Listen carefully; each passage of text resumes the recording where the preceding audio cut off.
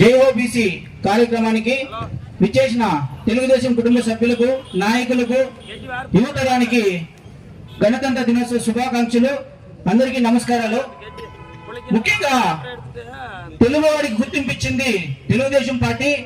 ఆ తెలుగుదేశం పార్టీకి బీసీలు ఎప్పుడు అండగా ఉంటారు. బీసీలకు స్వర్గీయ నందమూరి తారక రామారావు ఆనాడు 34% రిజర్వేషన్ కల్పించి రాజకీయాల్లో ముందుండాలని కల్పించిన వ్యక్తి స్వర్గీయ ఎన్టీ రామారావు అయితే దాన్ని ఇప్పటికే ముందుకు తీసుకెళ్తున్న వ్యక్తి నారా చంద్రబాబు నాయుడు గారు. కానీ ఈ సైకో ప్రభుత్వం దాన్ని 34% సగానికి తగ్గించిన ప్రభుత్వం ఏదైనా ఉందంటే ఈ వైసీపీ ప్రభుత్వం.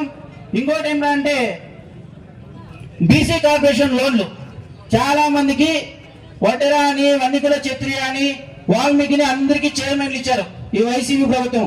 ఆ చైర్మన్ ఇచ్చినా కానీ ఆ చైర్మన్ చేయడం వాళ్ళు కూడా తెలియదు.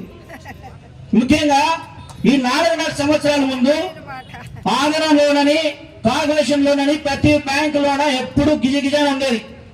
లోన్లు ఇచ్చేదానికి 1 lakh తీసుకుంటే 50,000 సబ్సిడీ, 50,000 కట్టే వాళ్ళ మాదిరి ఉండేది.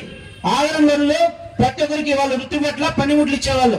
ఈ రోజు అంటే ఈ 4.5 సంవత్సరంలో ఏదైనా ఒకటైనా ఇచ్చారు. మాట వస్తే నా ఎస్సీ, నా బీసీ, నా ఎస్టీ అంటారు.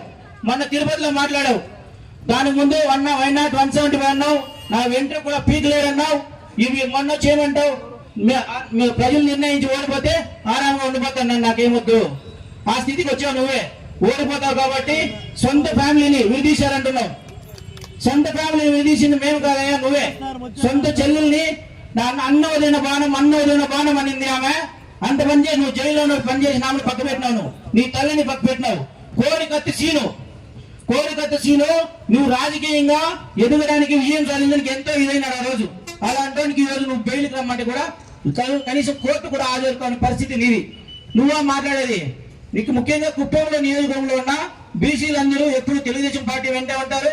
నారా చంద్రబాబు నాయుడు గారికి రాబోయే ఎన్నికల్లో యువకులు మొత్తము ఆయన వెంటే ఉంటాం. దానికి తోడు జనసేన నాయకులు, యువత కూడా ముందుకు వచ్చారు కాబట్టి అందరూ కలిసికట్టుగా పనిచేసి వచ్చే 60 రోజుల్లో వచ్చే ఎన్నికల్లో ప్రతి ఒక్కరు మా చంద్రబాబు నాయుడు గారి కంటే మాకి స్వాగతం. ఎందుకంటే చంద్రబాబు నాయుడు గారు కుప్పంలో ముఖ్యమంత్రిగా, ఇక్కడ గెలిచే ముఖ్యమంత్రిగా అవుతారు.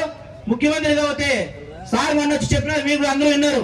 ఈ 35 సంవత్సరాల్లో చేసిన అభివృద్ధి ఎంత ఉందో ఈ వచ్చే 5 సంవత్సరాల్లో అంతగా రెట్టింపులో అభివృద్ధి చేసి చూపిస్తా.